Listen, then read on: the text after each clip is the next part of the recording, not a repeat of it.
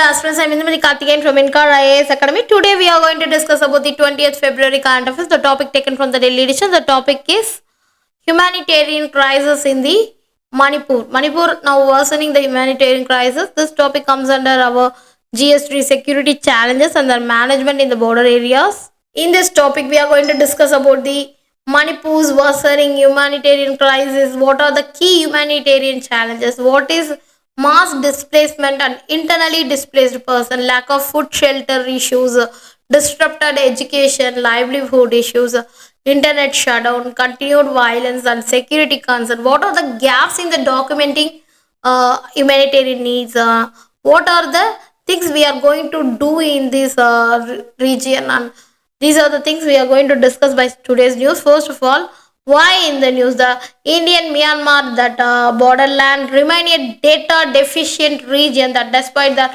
long and history of armed conflict, displacement, and also the humanitarian crisis. The complexity of the Manipur is conflict. So there is a many measures taken by the Indian government. First of all, the India-Myanmar borderlands remains a ties always. The lack of reliable data observes, and also there is a empirical understanding of the conflict, making it crucial to highlight the serious implication of this information gaps for the affected population. The recent estimate indicates that approximately 50,000 lives that has been forcibly displaced and are living in hundreds of relief camps in the valley and hill districts.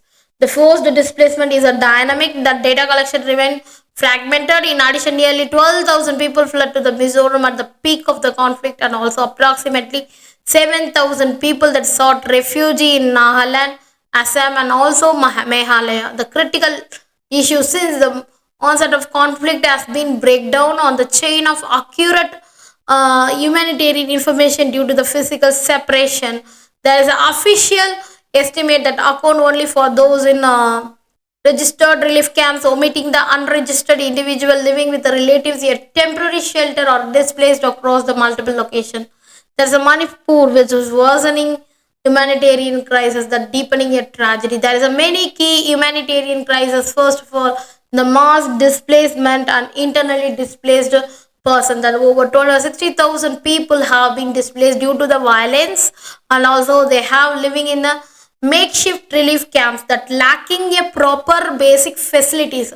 The many displaced individuals are unable to return home due to the continued threat of destruction of property and also the lack of security guarantees. And also there is a many important thing is food, shelter and medical aid. There is a lacking food in Manipur region. The many relief camps are adequate food, cleaning water and sanitation facilities are lacking, and also there is essential medicine and healthcare services are unavailable, especially for women and children and the elderly people. The reports of malnutrition and disease outbreak due to the poor living condition, and also there is an internet shutdown, that is a disrupted education.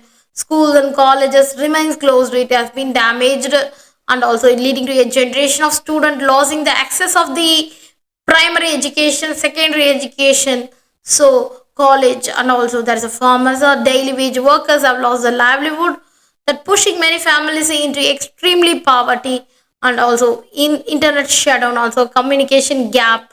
That is one thing, the prolonged internet restriction which is hindered the information flow, that making it difficult to the humanitarian agency to document need the coordinated relief measures, and also lack of documentation also delay in aid distribution, and also many violence, that continued violence and security concerns. Our ethnic militants are emerged and armed groups continue to clash, making the certain region inaccessible for the relief works.